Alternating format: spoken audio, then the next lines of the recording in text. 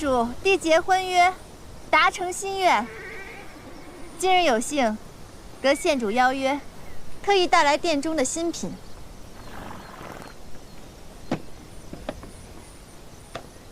诸位请看，这里有玫瑰香粉、丁香香粉，还有万方饮丝无邪。这些瓶中是殿中新研制的花露，若是感兴趣的话，都可以前来试用的。平民和贱籍所用之物，也敢拿给县主？粗鄙之人脑中只有钱帛，不然也不会自甘下贱去五方那种地方做生意。我好心给你介绍生意，怎奈他们看不上。你这样的人，只怕此生只进得了一回皇家别院，即刻就走，岂非可惜？当站在马场当中，好好观赏。驾！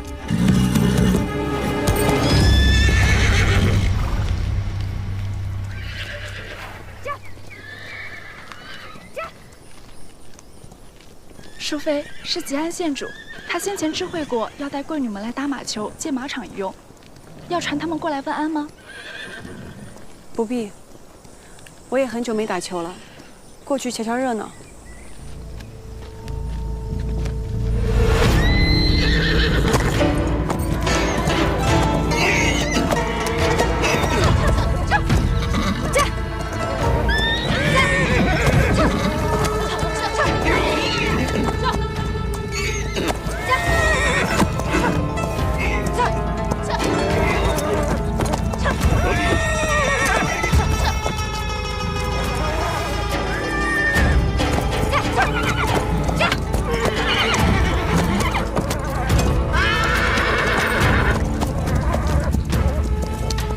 怎么回事？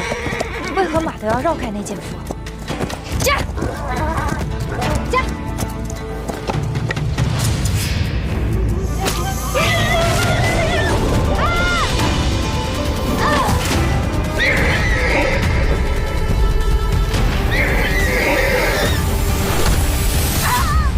剑主！剑主！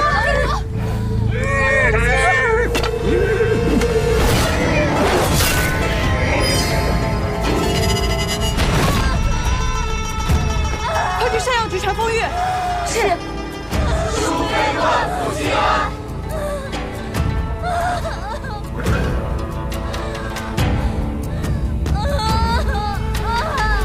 你致使县主坠马，理应被收押，听候县主发落。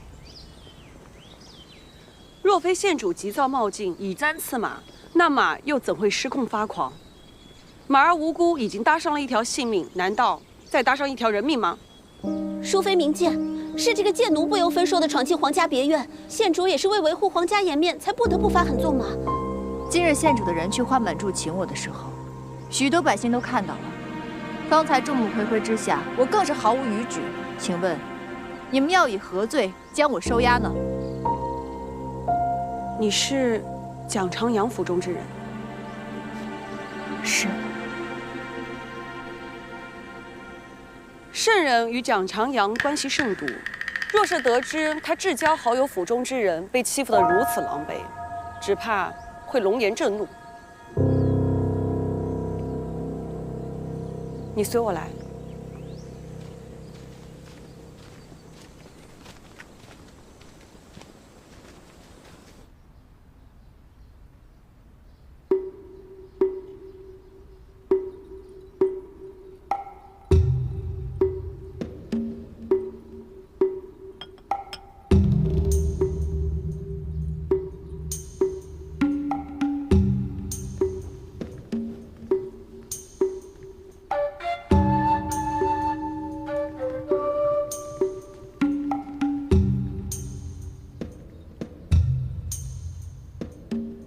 不必拘束，换个自在的坐姿吧。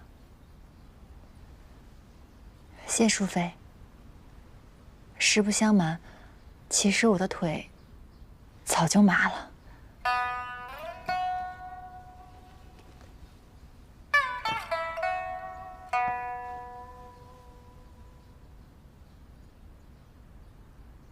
现在并无外人，淑妃，不然也换一个舒服的姿势吧。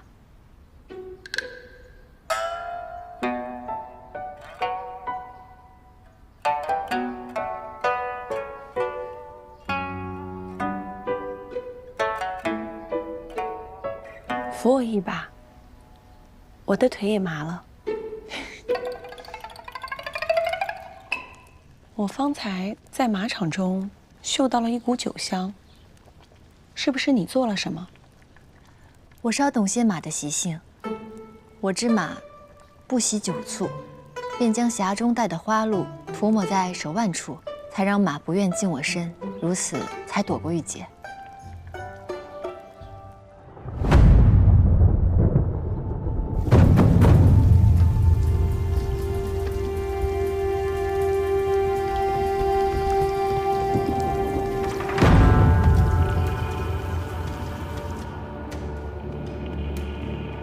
大王，县主坠马，腹部遭马蹄踩踏，失血过多，恐怕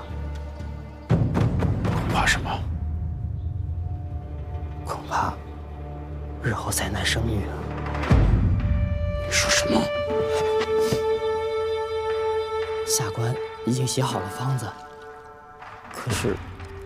可是那些药材只能起些调理的。等一下。是。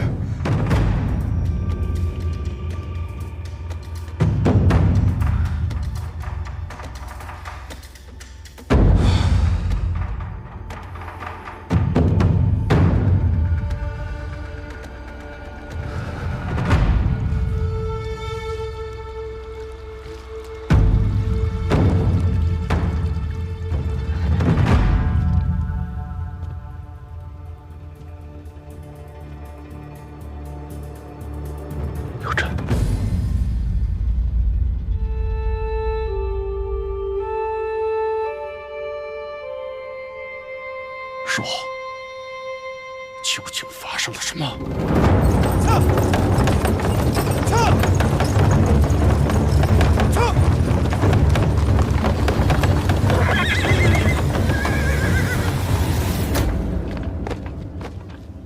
拜见大王。大王，我家郎君外出饮酒，尚未归来。您这是？把那个叫何为芳的私奴交出来！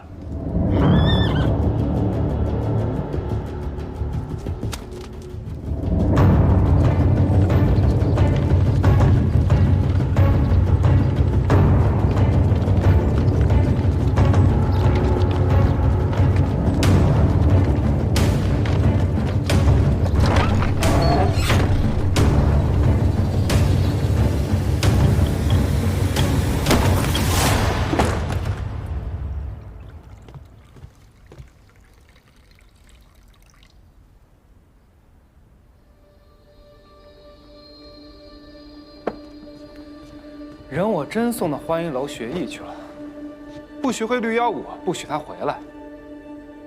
这时机倒是巧啊，县主才刚受伤，这人就让你给送走了。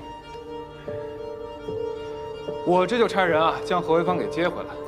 既然是我府中的人顶撞了县主，当由我同他一起向县主赔罪才是。随之，你是不是对我有所隐瞒呢？区一个私奴，你却为他百般推脱，不顾我们的往日情谊了。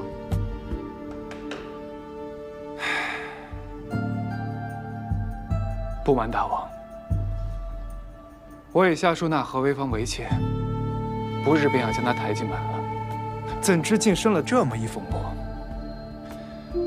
不怕大王笑话，早在洛阳啊，我便对何为芳动了心思。那刘子舒哪怕和离了，仍对其念念不忘，可见此女在闺闱之上有她的妙处，我自然也不能免俗。随之风流无人不晓，只是先前刚刚拒了县主的婚事，现在却要纳一个私奴弃妇，他就这般与众不同？我之前说终身不娶啊，绝非虚言。我只是纳她做我生前的美婢罢了。大王不会不知，她刚来长安不久，便连开2家铺子。长阳，此身唯爱美人和金钱，这样的妙人，我怎能不纳入囊中啊？那随之可是短视了。本王许你的，难道会比一个女子少吗？大王的恩赐自然无人可及，但长阳向来贪心，一粒金子都不愿意露出手心。何况昔时我已告禀圣人，圣人得知我要纳妾，一高兴啊，便赏了我份大礼。我正打算同大王商量呢。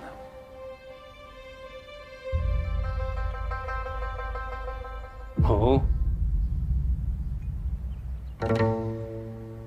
臣是一族师士，如今啊，诸道转运副使一职空缺，圣人许我举荐贤能。我正打算找大王帮我甄选一二，若这喜事没了，只怕这赏赐也没了。圣人也随之形同手足。他一直盼着有一个稳妥的女子在你身边伺候，怎么能让他空欢喜一场呢？这样，你另选一个貌美温良的女子，纳了便是。圣人之前来我府中玩乐时见过何为芳，送去学绿妖舞啊，也是圣人的主意。今日兴庆宫啊，淑妃亦在场，我若临时换了人，这岂不是犯了欺君之罪？现主要的是子叔兄的心。我纳了何为芳，断了子叔对他的念想，岂不是帮县主解决了心腹大患？若何为芳有不测，那搅黄的就不仅仅是我的亲事了。县主之伤难以挽回，我也不愿意他再伤心，更不愿意圣人的好意落空。大王觉得如何？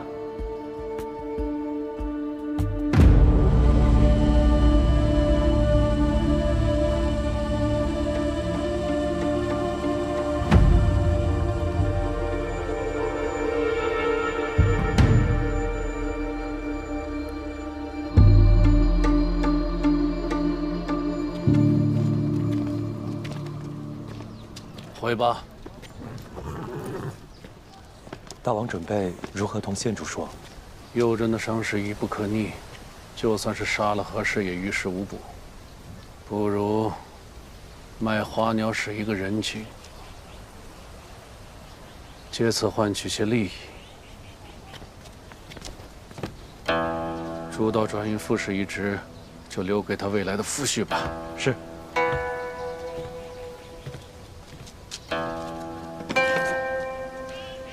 走。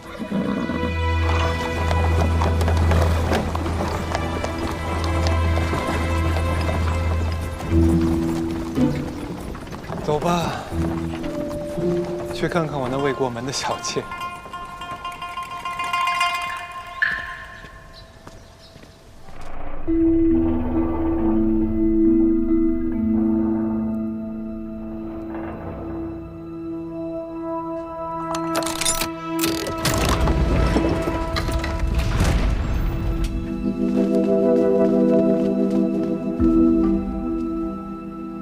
纳妾之事，乃情急之计，不知。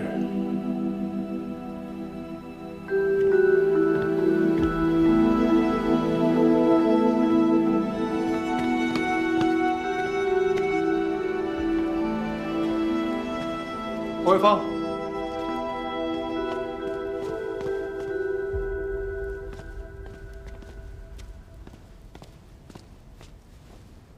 多谢将军。世人皆知，宁王宠爱县主，可就算宠爱到了极致，也没有自己的利益重要。可将军不然，为了我的性命，将自己搭了进去，纳我为妾，此等义气，实在是令我感激不尽。还有，此处我定会为你守口如瓶的。婚姻大事关乎女子的名节清誉，你不明不白成了我的妾室，难道不介意？这名节哪有性命重要啊？再说了，我不过是在教，可蒋军你是头次纳妾，在外人眼中你娶的还是极其难缠的奸商，并非自己心爱之人，这怎么算，也是你亏了。我若是还拘那些小节，岂不是不知好歹？哼，你倒是潇洒豁达。我方才听到，你许给宁王转运副使一职，你付出了如此大的代价，我实在不知道以后要如何偿还你。你不必多虑，没人比我更懂收礼送礼的门道。今日我送的这份大礼，自有我的目的。放心，我不会让自己吃亏的。哎呀，与宁王周旋，劳心劳力，肚子都饿了。明白，那我去给你烤鱼吃。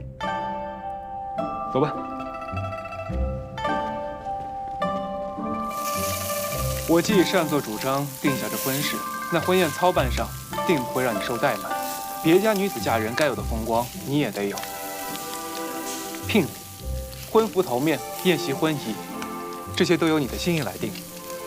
这库中有的你随意处置，没有的你尽管开口，我一定。千万不要大操大办，咱们这桩婚事本来就是权宜之策，若是太引人注目，反而会露出马脚的。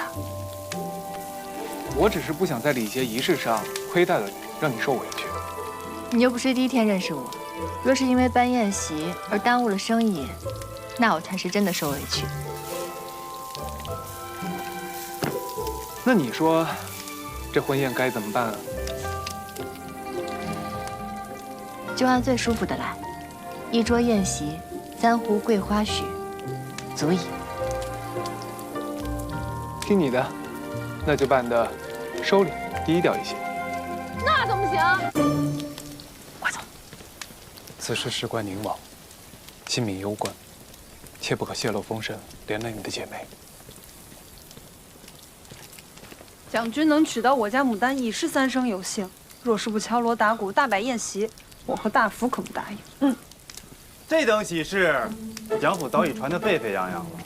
待明日，全城提礼请贺的人啊，恐怕都要排到宫门口去了。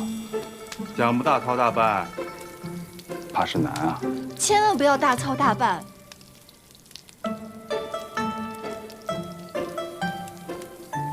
你们也懂的，我这个人不喜繁文缛理，何况如茵宾客当中有几个是真心庆贺的呢？不过都是无关看客，想来观赏一出情深似海的婚仪大戏罢了。昔日我们义结金兰都礼数俱全，婚娶大事怎可草草了之？那未免也太古怪了。你的友人知晓内情，自然爱重你。可是外人只知你流落军营为奴，操持商贾之业，还不忘攀附官宦。随之，只有摆足了排场，以示对你的重视，才能绝了他人以你高攀狐媚之言。你们这些凡夫俗子啊，哪里懂牡丹的独到之处？这是我俩的婚事，想怎么办该怎么办，我都听牡丹的。还是蒋军深知我心。旁人的闲言碎语，我何曾在意过？我只愿一切从简，3、5好友，欢聚庆贺，真情实意，更胜千金聘礼，风光铺排。哎，不对，这你们马上就要结亲了，牡丹怎么还一口一个蒋军呢？平日我也同他说过，只是换久了，总是忘了改口。牡丹啊，平时看着豪爽，实则最为羞涩。改口之事先不急，我与3郎有要事相议，晚些我再来院中，与你共饮。好，好。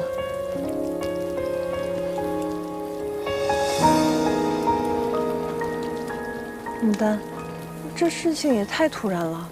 你是真心想要做他的妾吗？不是他逼迫你吧？不是，哎，你放心，他之前怎么着咱管不着，婚后他若敢做对不起你的事儿，我老全伺候。知道了，老全。哎呀，好了好了，来，咱们吃肉。好，吃大肉。哎，这是加生肉的。哎呀，差不多得了，我都饿死了。虽不摆宴席请宾客，终归还是要把样子做足。上仪、上服、上食，3局的上宫和司令借我。布置府中，筹办迎亲。慈善寺做好的喜饼，全城各大官员俱发一份。上寝局要不也借你？只是做戏，不至于演到床围之上吧？哦，不过听说大婚的床席围帐有讲究，办错了不吉利，那便一同借来吧。所以你们小孩的名字想好了？都说了，只是做戏，你想哪儿去了？一个光禄寺少卿，什么宴没办过，区区一个假结婚竟如此上心，怕不是想假戏真做？我都破例纳了妾，若不办得人尽皆知，那宁王岂不是会起疑？牡丹那儿你可别多嘴了，我不想让他误会。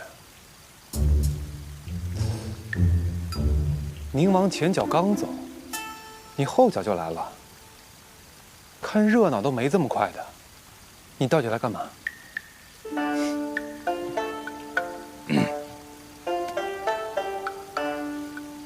这不是听闻吉恩县主坠马了，令哥帮牡丹解围，我来探望一二。哦，淑妃被惠妃气跑了，你不会哄，指望我们家牡丹把你家娘子哄回去是吗？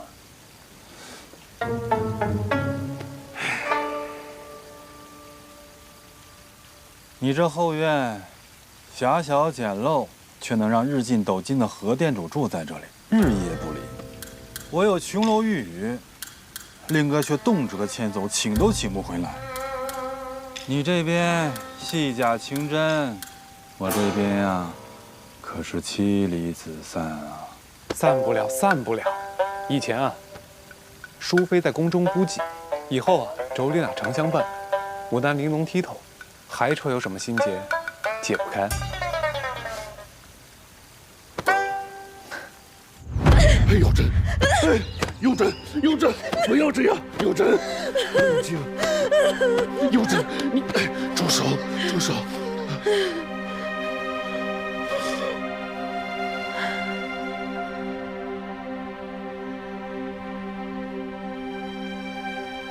4年前，我的婚配就为父王换来了门阀大家的效忠。如今我的痛楚，又成了您和花鸟市的好买卖。我这副残躯，已经在无法为父王做些什么了。与其屈辱的活着，还不如死算了。呀，幼真，幼真，你不要瞎想，别瞎想啊！你受的这些委屈，父王都记着，来日定将加倍补偿。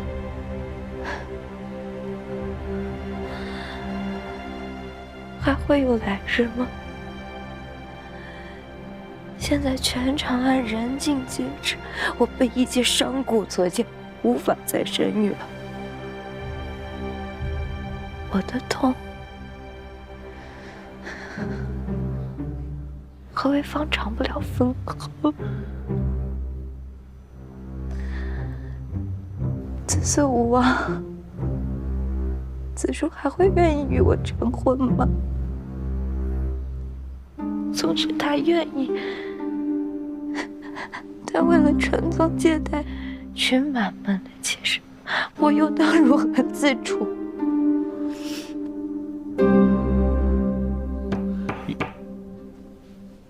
大王、县主、刘申父子来了。父王，我没有办法再面对子叔了。他说是因为这个眼睛不……他不敢。躺好，有真。你们记忆定亲，自当同甘共苦。你所受的委屈与痛楚，他这个做夫君的，理应千百倍的分担抚平才是。放心，父王在。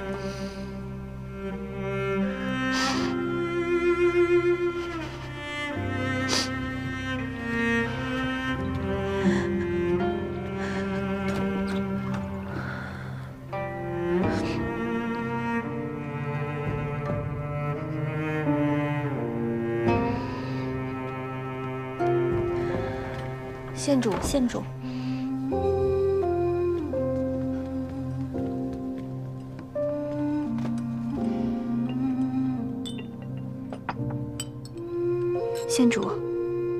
这药中的金边桑黄是大王亲自向圣人讨的，您趁热喝了吧。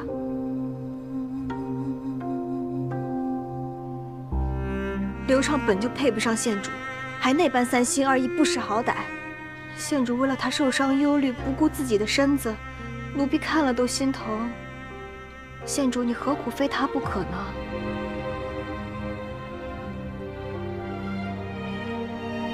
就算是皇亲贵胄，对一个女儿的舐犊之情，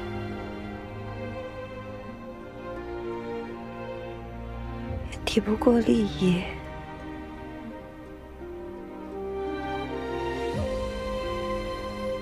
更比不上权势。正是因为清楚这一点，我更加珍惜此书。至少我对他的这份情谊当中，我可以不用计较得失利弊。这恐怕是我此生唯一纯粹的东西了。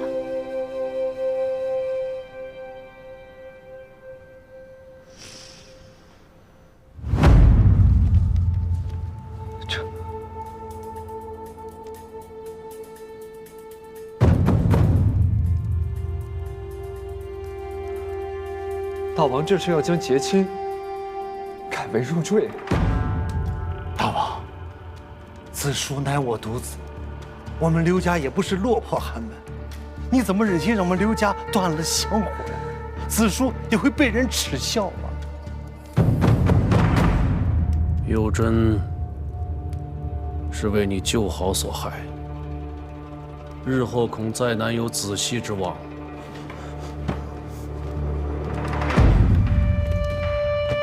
县主有此遭遇，子叔一时痛心，定会加倍疼他爱他。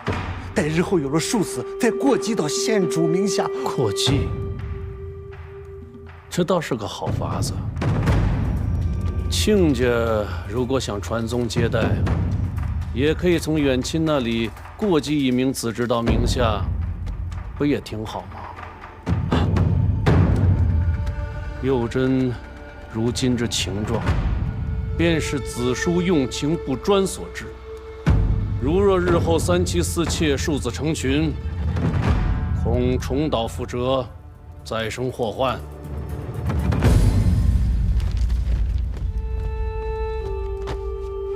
大王，若是幼珍对我不放心，我去与他说清楚，令他宽心。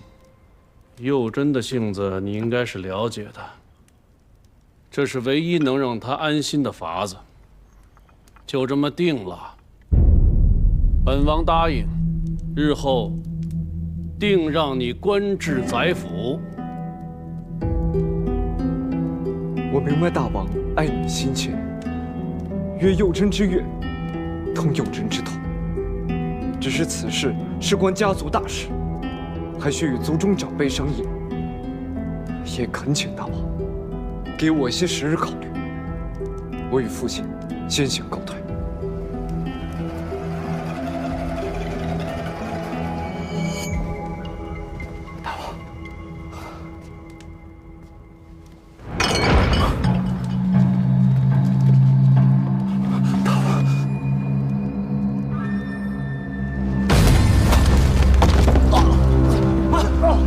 息怒，大王息怒啊！念在幼珍对你的深情，本王已经给足你们脸面了。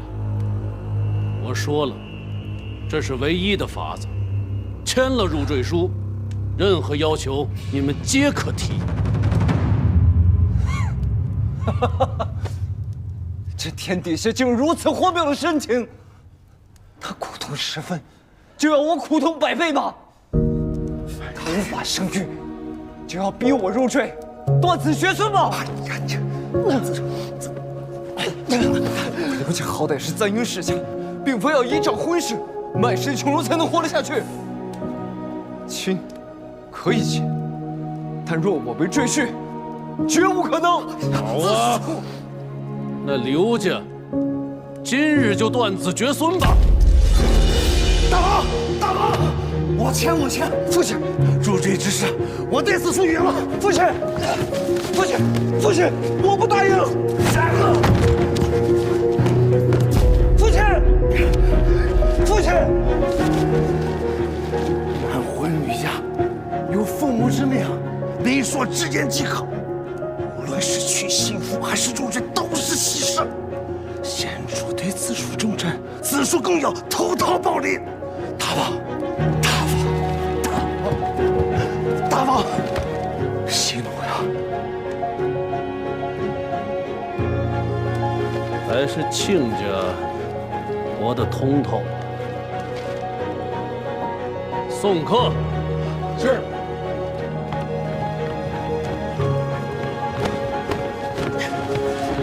大王，子书性情执拗，本王再好好劝劝他。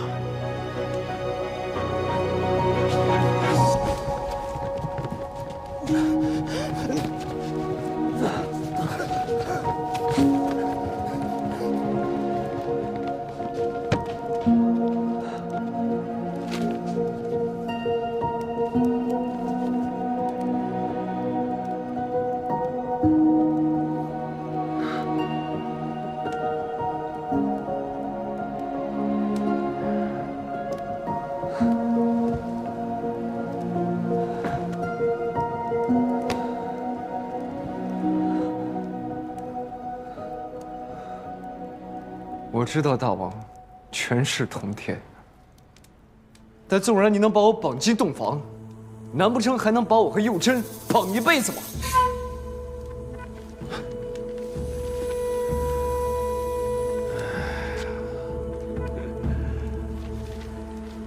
子书啊，你是认为入赘无子，与你是天大的不公啊？好，那本王就帮你平衡一二，这样你便能心甘情愿与幼珍和睦度日了。来呀，给子书备一副上好的手杖。是。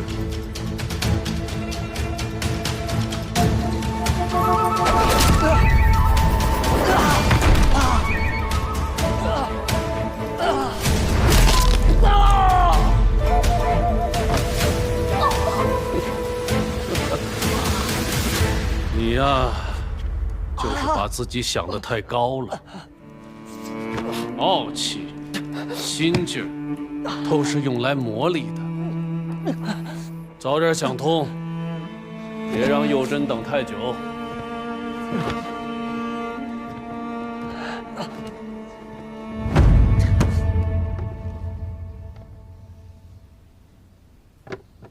小春，大夫，我知道你们作为娘家人，想替牡丹考验我，我理解。但我也说了，我一无别宅妇，二无通房，更没有五姬相好。那些莺莺燕燕啊，与我不过是单纯的主顾关系。放屁！大福，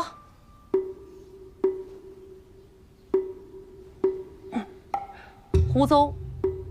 你上次还信誓旦旦的说你跟牡丹是单纯的主顾关系呢。我有这么说过吗？我对牡丹那是一见倾心，借由做生意，以表痴心啊。对，他说的没错。我们这生意做着做着，就日久生情了。哎呀，总之我们家郎君不是好色之徒，而且小春娘子这不是已经号过脉了吗？身体确实不错，甚至可以说是非常好。但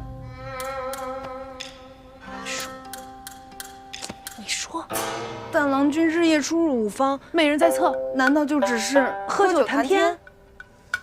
你们的心思竟然这般龌龊！我违心讨好那些舞姬乐伎，还不是为了牡丹的生意可以开拓门路？不然前些日子你们那么多订单从何而来？是啊，此次纳谢，何娘子想一切从简，但我们家郎君依然冒着被弹劾的风险，请来了6军12司的女官。哎，那可是按照娶妻之礼操办的。我对牡丹之心啊，天地可见，日月可表，是你们家牡丹一直不肯应承。对，因为我之前也不敢相信你的真心嘛。如今小春也给你把过脉了，我自然是也清楚了。得此良人，夫复何求？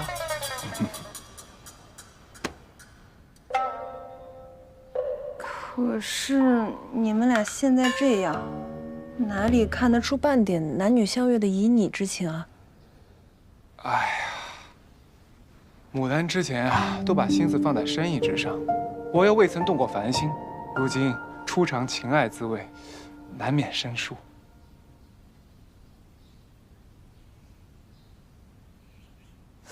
不过你二人应该也未经男女之事吧？看不透我与牡丹之间的情谊，那也是寻常。就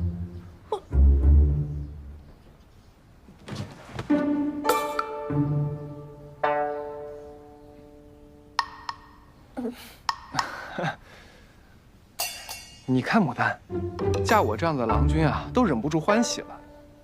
当着姐妹的面，不用忍着，想笑就笑。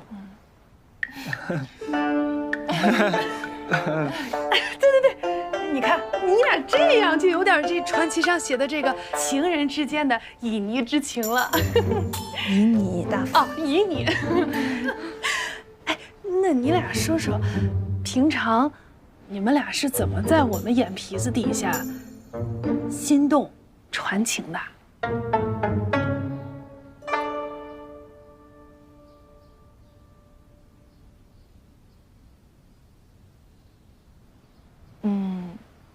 可能是他从洛阳带回了我父亲亲手烤的糊饼，还挺好吃的。糊饼好吃，那你呢？我对牡丹早在洛阳留宅，便一见如故。只是当时她还是少夫人，我便只好按下情丝。原来还有这般前情，倒也合理。那你们长安重逢后呢？他上山采花玉，他被权贵逼着议亲，我仗义帮助。他上山采花玉猛虎，幸得我出手相救。到底是你帮他还是他帮你？互相解围。贪官与奸商啊，本就绝配。我借助本钱助他谋生，阴差阳错呢，又成了近邻。久而久之，自然情深难移。凉亭置酒，夜夜畅饮，此情并非生于旦夕，而是日积月累。我们如此这般终成眷属，你们还有什么要问的呀？不问了，不问了，不问了，不问了，他什么都不问。何家娘子，我家主家收了您的拜帖，请老奴来接你。啊，这就来，这就来。你看看，是不是跟这儿写的一样？我来。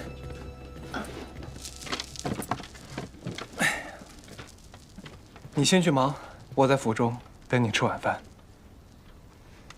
我去送送牡丹，二位自便。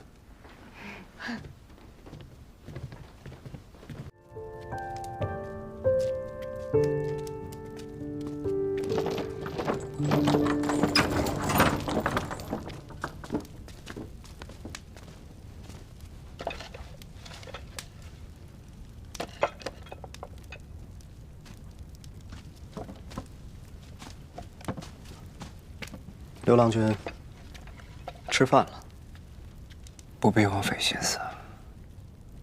我居士而死，以报县主恩情便是了。还烦请给双亲带句话。我无力振兴家族，愧为刘氏子孙，还望他们莫要伤心。可刘郎君的双亲今日可是欢天喜地地接受了大王的聘礼，3跪9叩的谢恩。他们说刘畅生是宁王府的人，死是宁王府的鬼。刘郎君断了这条腿，换来了足足20台聘礼，他们高兴还来不及呢。滚！刘郎君若一心想求死，不如先吃了这今日的喜饼，再死也不迟。我说了让你滚，这情我不会欠，这喜饼就留着大王享用吧。刘郎君误会了，这喜饼是你前妻何氏和花鸟使的大婚喜饼。大王说了，你看见这喜饼，一定有胃口。不可能，不可能，不可能，不可能，两间不可同婚啊！更改户籍，不过是花鸟使的一句话。县主被何氏所害，本该将他千刀万剐，谁知道这何氏却得了将军的青眼，大王姑且放了他一条狗命。刘郎君是旧情难忘啊，可你看看你现在的样子，哪一点比得上蒋长阳？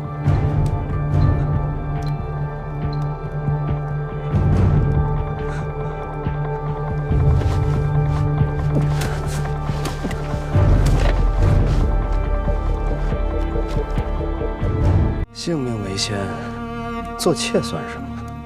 入赘又算什么？这世道，谁有能耐活下来，才是本事。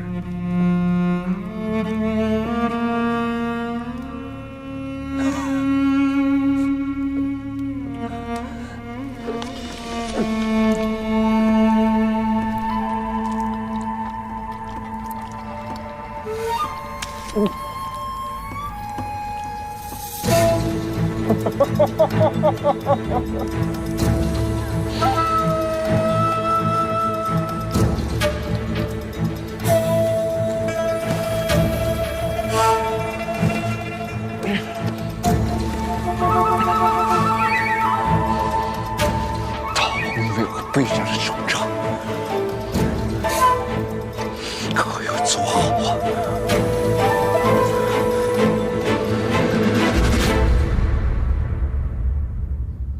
这样是能让我重有子嗣之望，是能让沸沸扬扬的耻笑消失，还是能让我与此叔阿兄恩爱如旧？与其哄我吃药，还不如去杀了何为芳。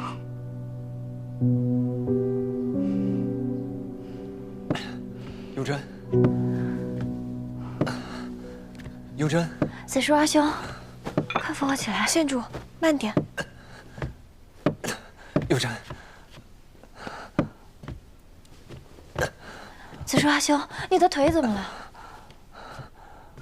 我听闻你受了伤，心急如焚，一时不慎从高处摔了下来。今日刚刚能起行，便想着赶快来接你。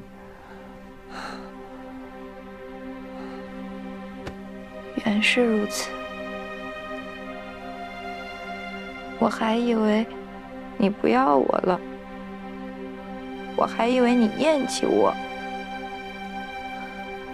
我都拿定主意了，若是无法为你生儿育女，若你要退婚，我便只能一死了之。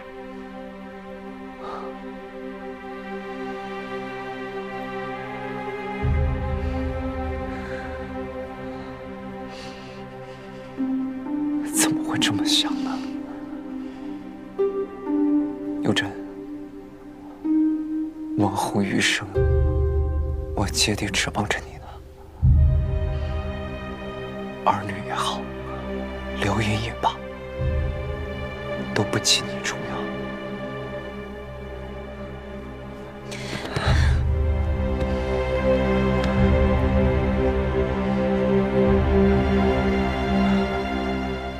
若是佑真不嫌弃我这残缺的身子，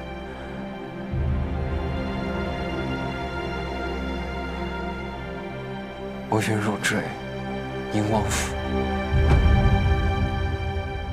日后天长地久，唯有你我二人，可好？我当然不会嫌弃你，无论你变成什么样子，你都是我认识的紫树阿兄。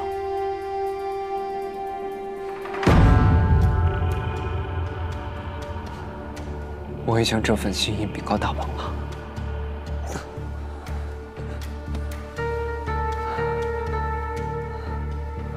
再过10日，我们便成婚。可是会不会太仓促了一些？当然不会。佑真，你不知道，经历了这么多是是非非，又遇到这顿母之头，我已经幡然悔悟，但求新生。想娶你的心，再难等待。我的心也一样。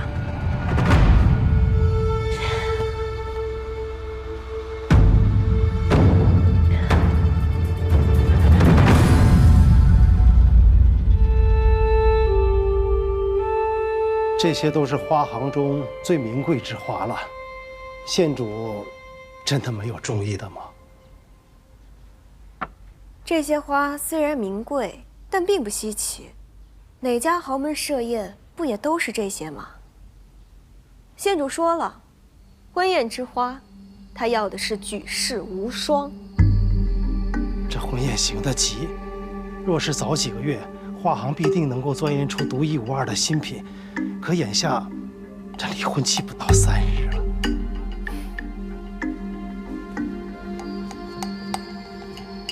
吕家因合作得花行行头的位置，只因你给宁王府供花10年。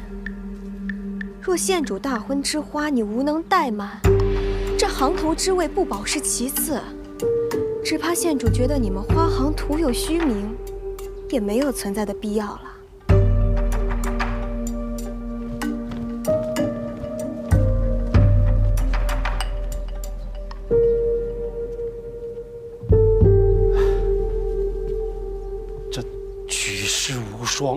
这儋州的红花玉蕊算是罕见奇花，可现下不到3日，一来一回赶不及呀。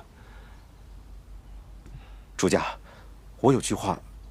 这都什么时候了，说呀！县主虽不让各家贵女去花满处买花，但是这何店主一直没有放弃培育新的品种。听说他租了一片水塘，而且培育出了一种罕见的莲花，还正要以此花重新拿回贵人的市场呢。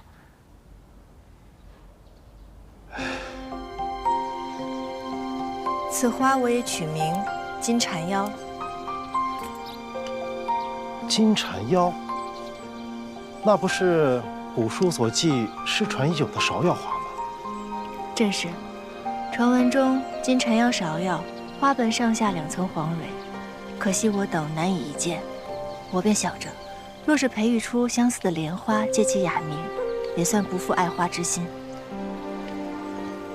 花蕊向花瓣晕出金黄，与莲瓣之粉相得益彰，花朵饱满，花瓣重叠，贵可比牡丹，艳不输芍药，的确不负金蝉腰之名啊。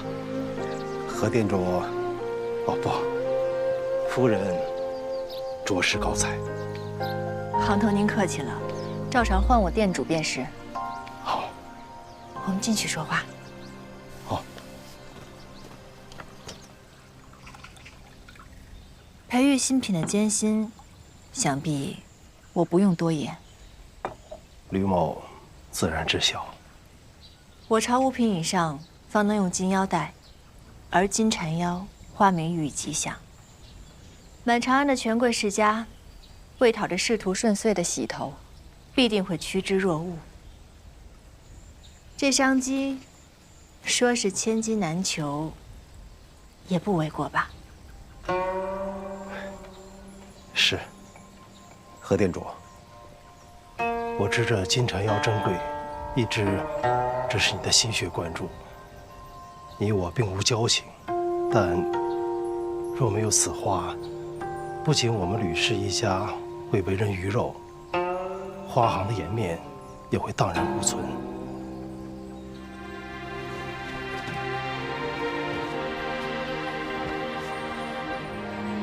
恳请何店主让出此花。快起来！那日在房员外对店主言语独有冒犯，还望店主不计前嫌。若您肯割爱，让我做什么都可以。行头请起，起来说话。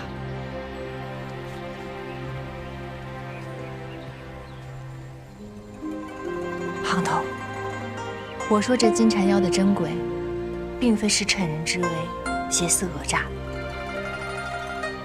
若是行头愿意将方圆卖与我，我便愿意让出这商机。何店主，如此大义，在下实在惭愧。我这就让人把方圆的地契拿来。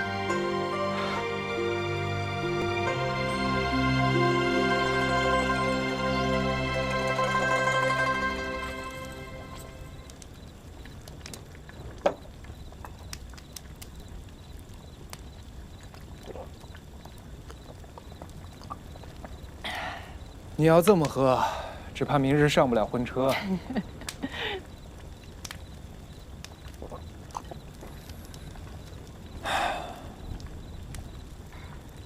我第一次成婚，没什么经验，心里总是七上八下的。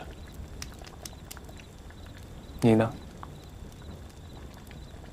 我欢喜得很。哦。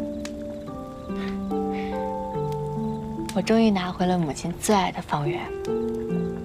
若不是明日大婚，我早就奔到方圆去了。夙愿得偿，何不大醉一场？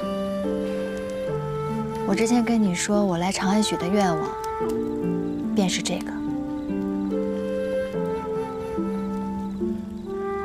母亲第一次教我培育牡丹，便是在方圆。她说方圆是外祖母给她的嫁妆，日后也会留给我。可惜我2次嫁人，她都没能看到。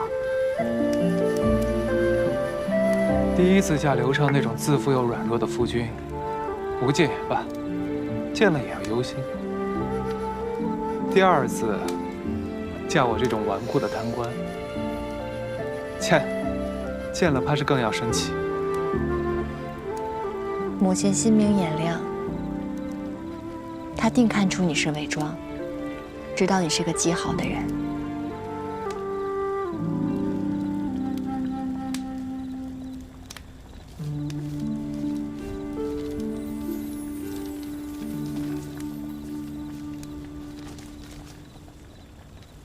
我说了，时候到了，自会给你放粮。有了它，日后行商办事也方便些。为了救我的命，你费心了，多谢。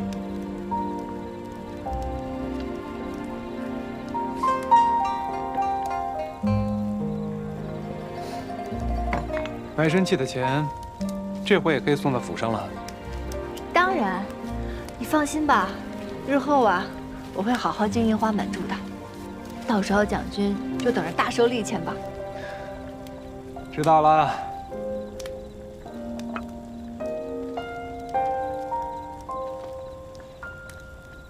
说真的，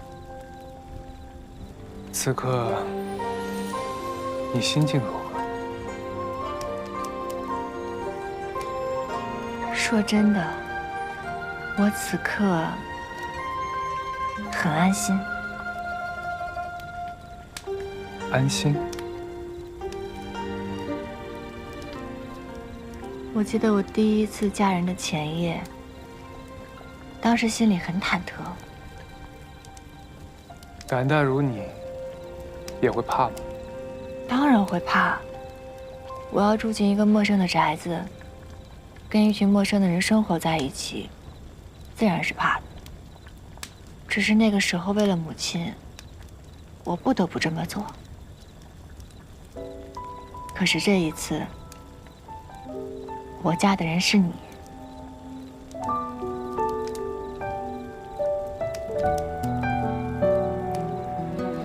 贾徜徉，你让我很心安。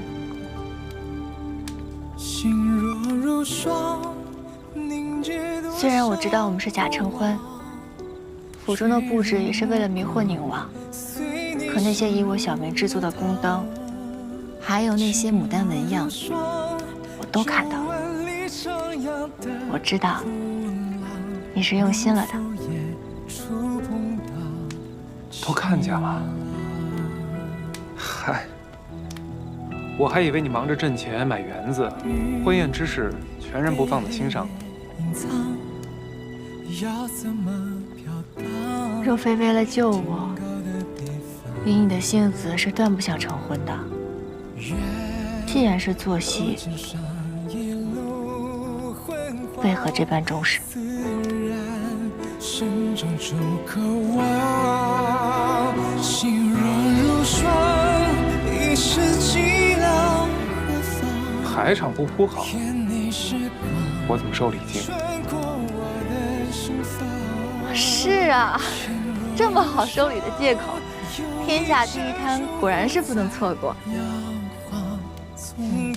那礼钱全都归你，这样我心里的歉意也能少一些。贾徜徉，辛苦了。不辛苦，反正以后有罪一块儿受。一会儿吃完，老老实实回去睡觉，明日好好整装，带我来接亲。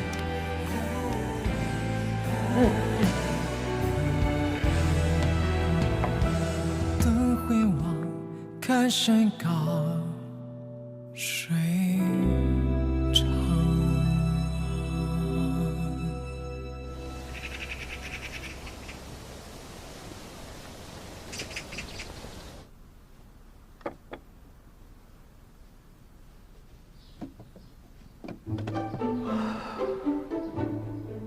是不是困了？这还得有一会儿呢，你要不然先去睡会儿。什么呀？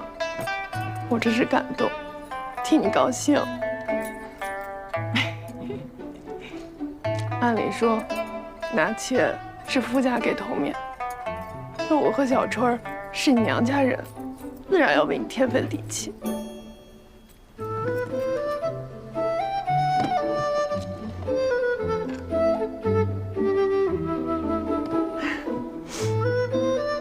我俩凑份子给你做了一套，虽然不算贵重，但是都是你喜欢的纹饰。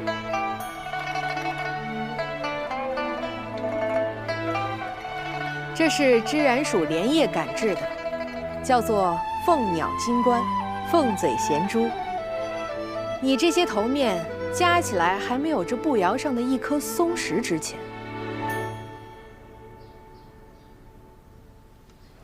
娘家人的心意比明珠金冠贵重多了，我自然是要戴的。那这头冠呢？一起戴便是了，我脖子承受得住。大夫，你看一会儿，这样戴好不好？好看吗？哎，今日的日子不许哭啊，要不然就有损你江湖儿女的气概了。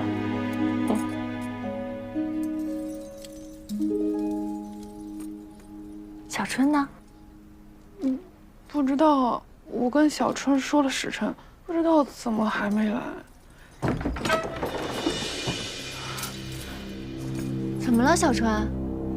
牡丹，我知道今日你大婚，不该打扰你。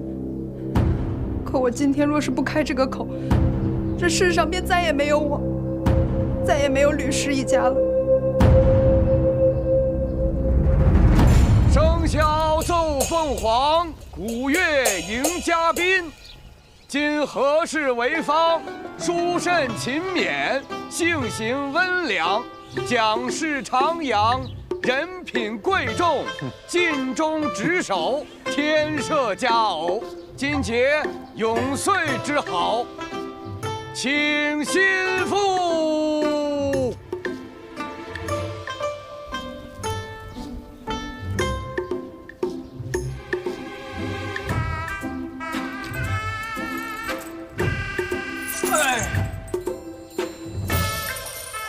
作诗催妆我不擅长，买路财管够。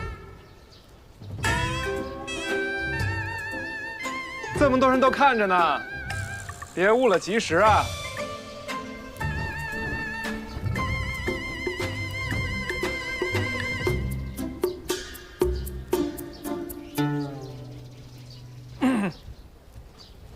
谁要是能将这门打开，要多少都成。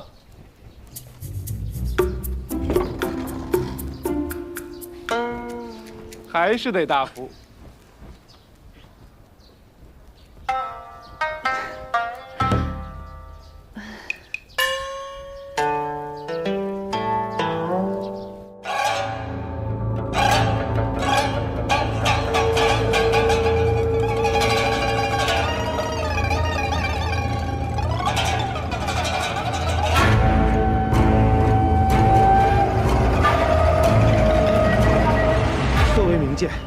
昨日我送来这些金蝉腰石，每一片花瓣叶子都仔细查验过，未有一丝折损。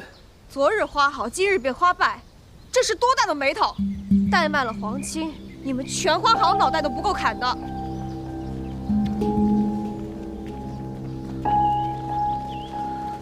父亲，我请来了培育此花的娘子，此花有何问题，她一看便知。娘子临危相助，吕某莫齿难忘。既是你们花行的人，为何遮遮掩掩的？他面部生了暗疮，可怖吓人，故而遮面。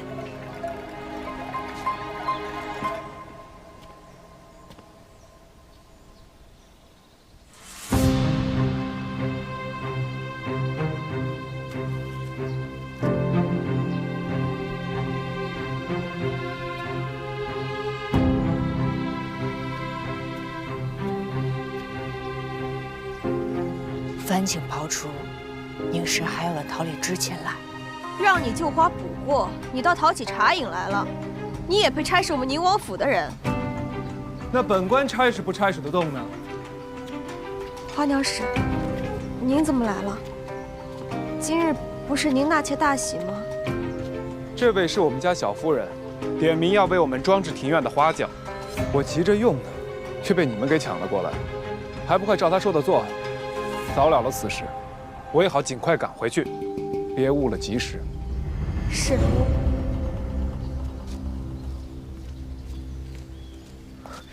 父亲，快起来！你怎么来了？我很快就能回去的。你都逃婚了，我能不来？你跑到这龙潭虎穴，万一碰上宁王和县主，你让我跟你冥婚啊？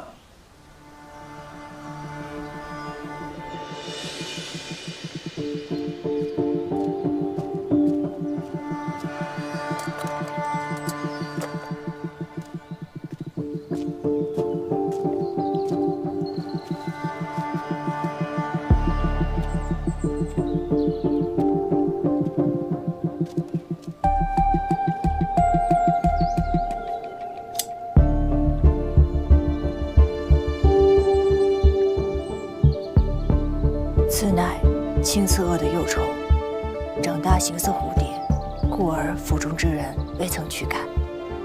此虫喜欢藏于荷叶下，啃食花叶，更喜欢鲜甜果肉。我这才讨桃李枝，用以引虫。堂堂宁王府，连自己府上的荷花都养不明白，还赖上我们花行了。春儿，莫要乱说。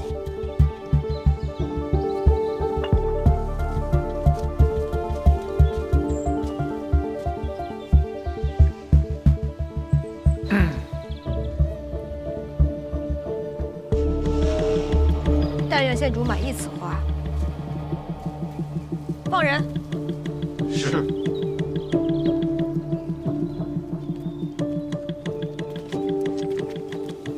多谢华娘氏，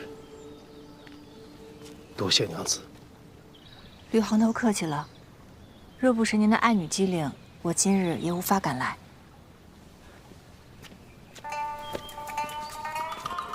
再不跟我回府，这婚还结不结了？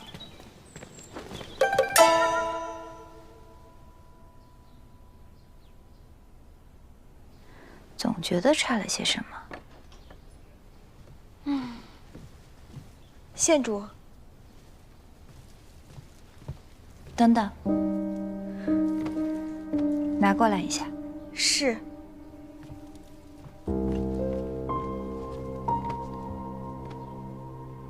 此花不仅华美别致，寓意也吉利，名叫金蝉腰。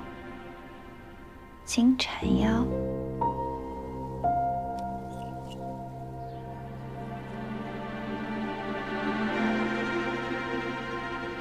此树最渴望的就是金带缠腰，壮志得酬。他肯定会喜欢的。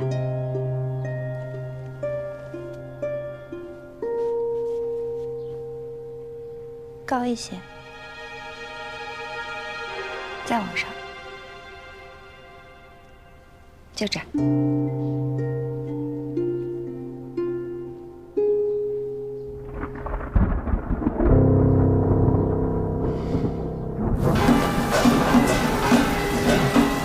头一回见新郎官坐官车，少见多怪，这是赘婿，自然是新郎坐车去你家。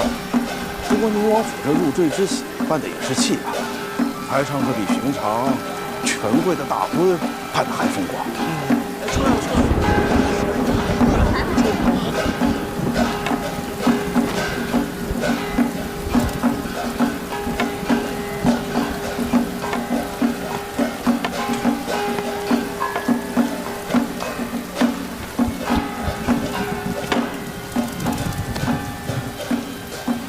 父亲母亲的养育之恩，如今儿姬报答，日后是福是祸，我自己会走。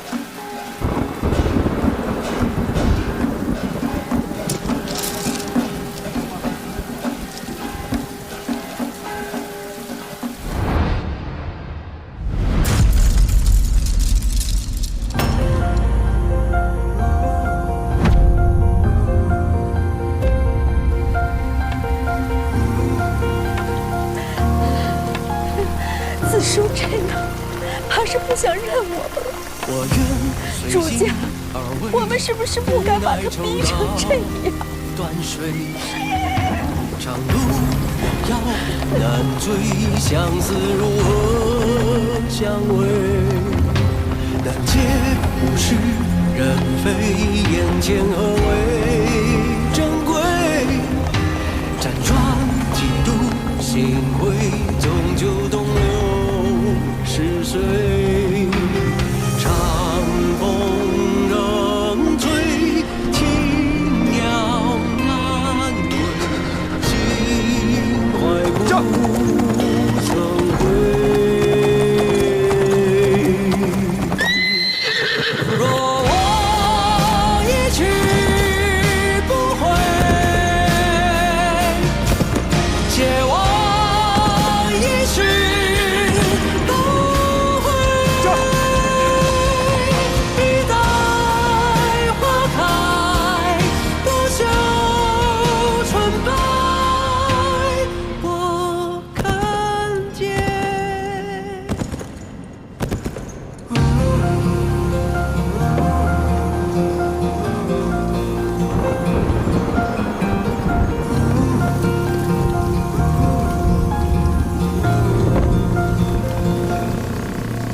山如叶落，纷飞凝望过往。请新人脚下慢。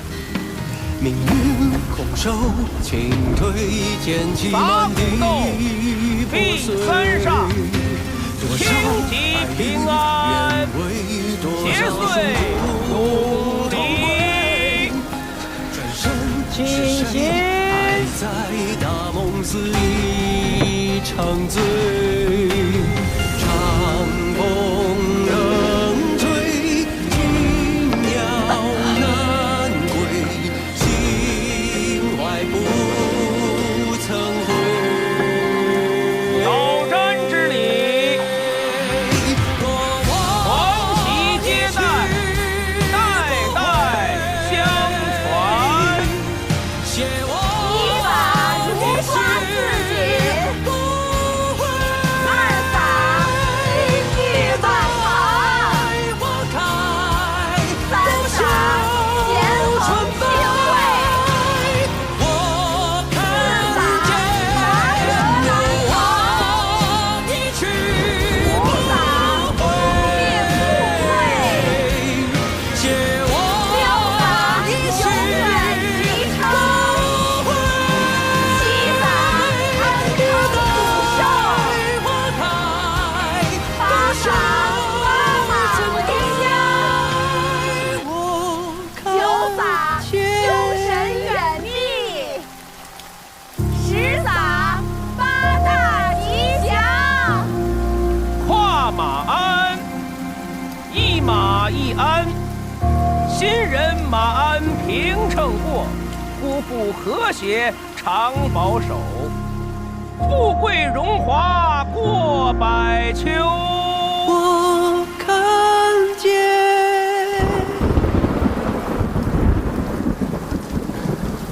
哎，郎君，马鞍还得跨呀，这可都是驱邪消灾、迎祥纳福的好兆头。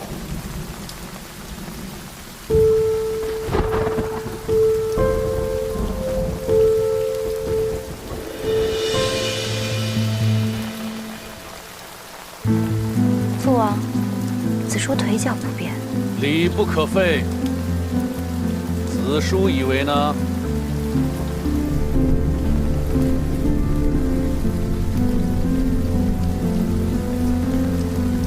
大王所言甚是。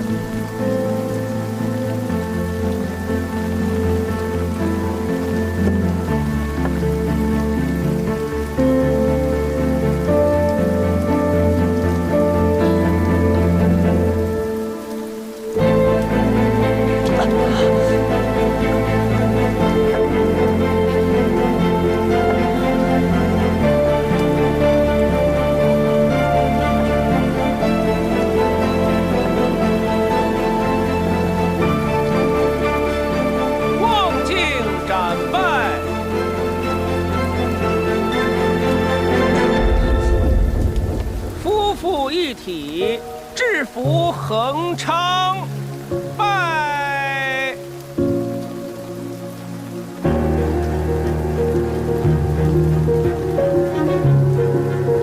再拜，三拜。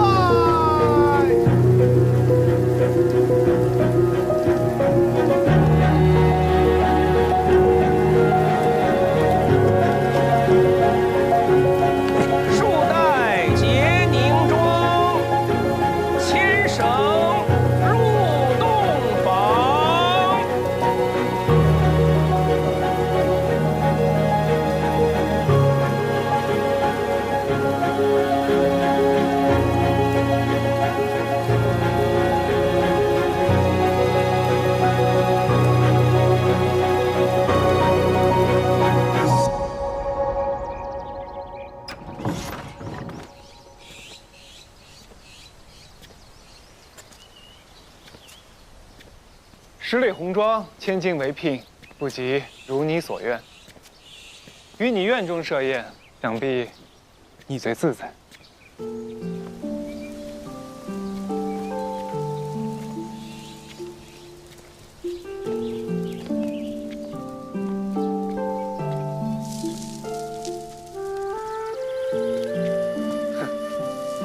这袍褂是大福亲手摘的，他摘了180个，选了一个最圆乎的留给你我。夫人，可否赏脸，共饮这合卺酒啊？等一下。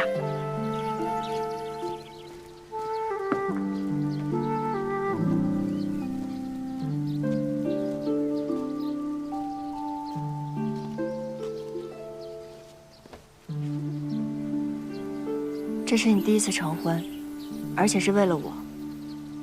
我一直想聊表谢意，可你什么都不缺，我就只好亲手用玫瑰酿出了这合卺酒。但愿不致让你抱憾。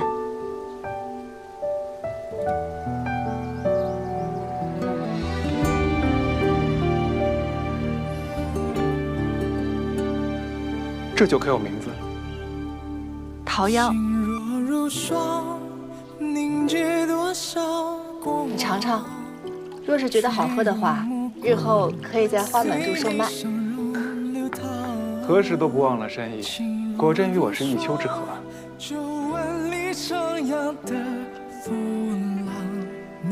与知情识趣之人，随心而行，随意而动，是难得的美事。人生天地间，忽如远行客。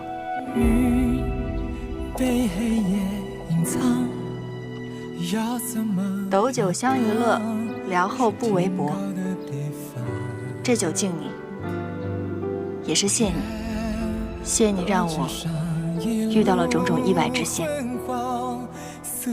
客气，我也谢你。因你啊，有了种种意外之财，日子也妙趣横生。骗你时光穿过我的心房，情若如霜，有一盏烛火在摇晃，从不长，却为你牵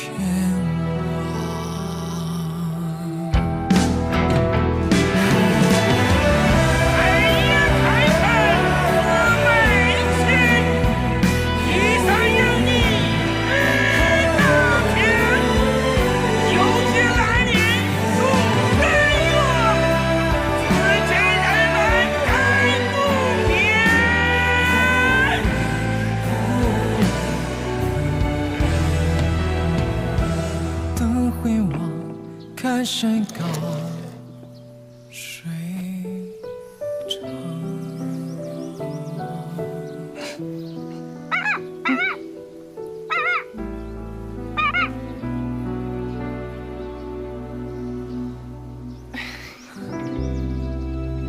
郎君，哎呀，郎君，我跟大福应付着那些客人，忙的是脚不沾地。但是我俩配合默契。这还没大操大办呢，知道晨婚的繁琐与不易了吧？小春，你怎么来了？怎么样？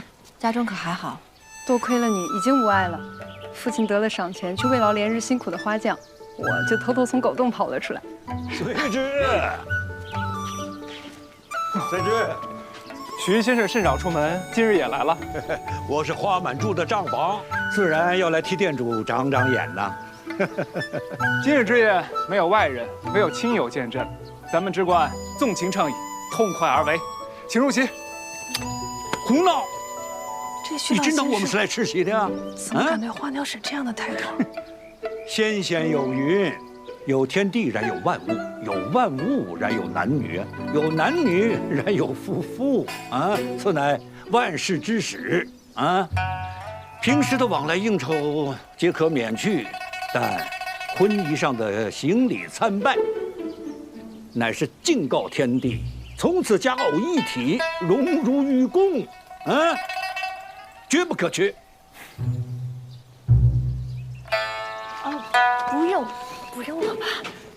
快点。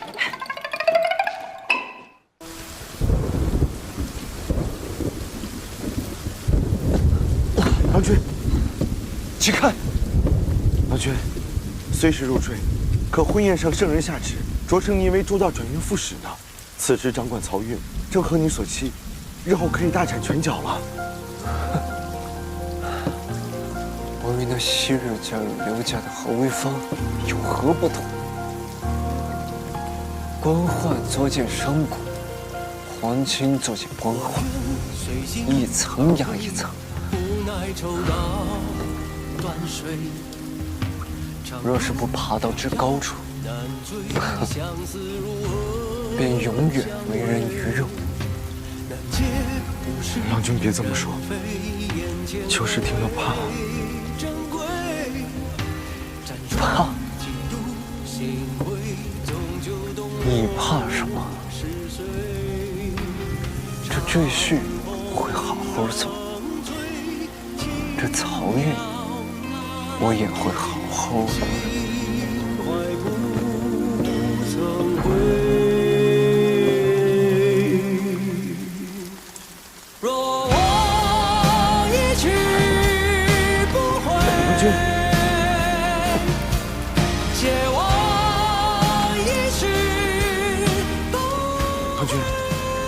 这腿受不得寒凉，解钢花而已。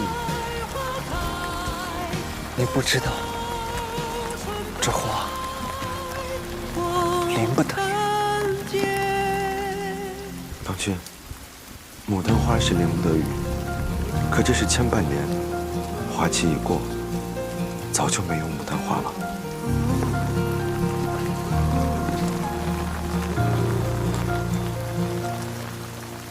多少爱与愿违，多少殊途同归。转身是谁还在大梦肆意千百年，君也宝莲有化如来。若是真有神佛，他可知我苦，可会度我。